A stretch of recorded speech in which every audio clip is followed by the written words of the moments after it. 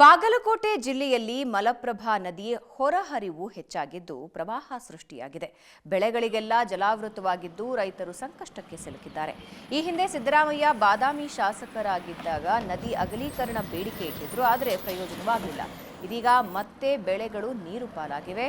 ಜೊತೆಗೆ ಗೋವಿನಕೊಪ್ಪ ಚಿಕ್ಕ ಸೇತುವೆ ಸಂಪೂರ್ಣ ಜಲಾವೃತ ಆಗಿದೆ. ಈ ಪರಿಸ್ಥಿತಿಯನ್ನ ನಮ್ಮ ಪ್ರತಿನಿಧಿ ಮಲ್ಲಿಕಾರ್ಜುನ್ ಹೊಸಮನಿ ವಿವರಿಸಿದ್ದಾರೆ.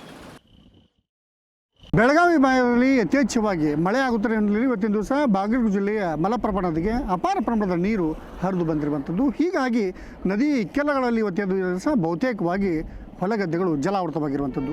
ನಾವೀಗ ಬಾಗಲಕೋಟೆ ಜಿಲ್ಲೆಯ ಬಾದಾಮಿ ತಾಲೂಕಿನ ಗೋವಿನಕೊಪ್ಪ ಬ್ರಿಡ್ಜ್ ಬಳಿದಿವೆ. ಇಲ್ಲಿರ್ತಕ್ಕಂಥ ಚಿತ್ರಣ ಯಾವ ರೀತಿ ಇದೆ ಅನ್ನೋಂಥದ್ದನ್ನು ನಾವೀಗ ನೋಡ್ಬೋದು. ನಾವೇನು ದೃಶ್ಯದಲ್ಲಿ ತೋರಿಸ್ತಾ ಇದ್ದೇವೆ, ಇದು ಮಲಪ್ರಭಾ ನದಿಯ ಚಿತ್ರಣ ಅಂತ ನಾವು ಹೇಳಬೇಕಾಗುತ್ತೆ.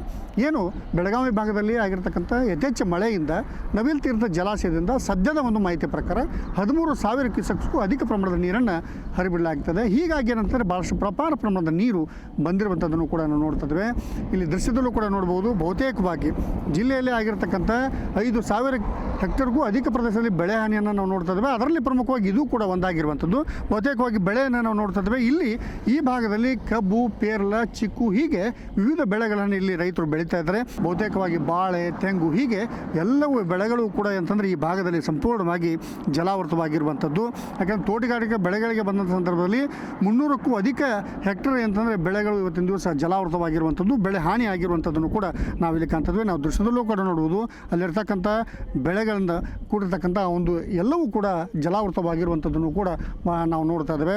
ಪ್ರಮುಖವಾಗಿ ಸಾಮಾನ್ಯವಾಗಿ ನದಿಗಳನ್ನು ಏನಂತಂದರೆ ನದಿ ಪಾತ್ರವನ್ನು ಜನರು ಒತ್ತುವರಿ ಮಾಡೋದನ್ನು ನೋಡಿದ್ದೀವಿ. ಆದರೆ ಮಲಪ್ರಭಾಕ್ಕೆ ಬಂದಂಥ ಸಂದರ್ಭದಲ್ಲಿ ಎಲ್ಲೋ ಒಂದು ಕಡೆ ತನ್ನ ಪಾತ್ರ ಚಿಕ್ಕದಾಗಿ ಅಂದರೆ ಆ ಒಂದು ಒಡಲು ಚಿಕ್ಕದಾಗಿರುವ ಹಿನ್ನೆಲೆಯಲ್ಲಿ ಇವತ್ತಿನ ದಿವಸ ಅಕ್ಕಪಕ್ಕದ ಹೊಲಗದ್ದೆಗಳಿಗೆ ನುಗ್ಗುವುದರ ಮೂಲಕ ನದಿಯೇ ಇವತ್ತಿನ ಅಂತಂದರೆ ಹೊಲಗದ್ದೆಗಳನ್ನು ಅತಿಕ್ರಮಿಸಿರುವಂಥ ಒಂದು ಉದಾಹರಣೆ ಇವತ್ತಿನ ದಿವಸ ಮಲಪ್ರಭಾ ನದಿಯಲ್ಲಿ ಕಂಡು ಬಂದಿರುವಂಥದ್ದನ್ನು ಕೂಡ ನಾವಿಲ್ಲಿ ಕಾಣ್ತದೆ.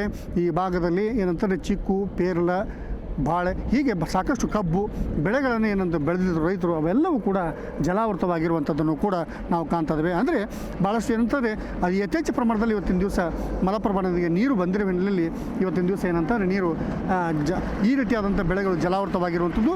ಮತ್ತು ಒಂದು ಬೇಡಿಕೆ ಏನಂತಾರೆ, ಈ ಗ್ರಾಮಸ್ಥರು ಅಂದರೆ ಸುತ್ತಮುತ್ತಲು ಇರ್ತಕ್ಕಂಥ ಗ್ರಾಮಸ್ಥರು ಇಲ್ಲಿರ್ತಕ್ಕಂಥ ಈ ಒಂದು ನದಿಯ ಒಂದು ಹೂಳೆತ್ತುವಂಥ ಕೆಲಸ ಆಗಬೇಕು ಮತ್ತು ನದಿ ಅಗಲೀಕರಣ ಆಗಬೇಕು ಮತ್ತು ಒತ್ತುವರಿಯನ್ನು ತೆರವುಗೊಳಿಸಬೇಕು ಅನ್ನೋಂಥ ಒಂದು ಬೇಡಿಕೆಯನ್ನು ಇಟ್ಟಿರುವಂಥದ್ದು.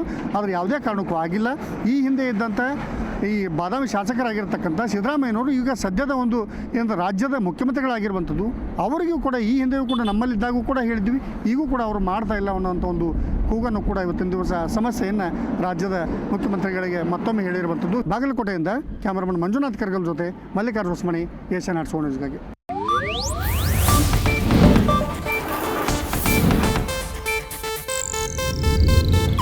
ಇದು ಏಷ್ಯಾನೆಟ್ ನ್ಯೂಸ್ ನೆಟ್ವರ್ಕ್ ಪ್ರಸ್ತುತಿ.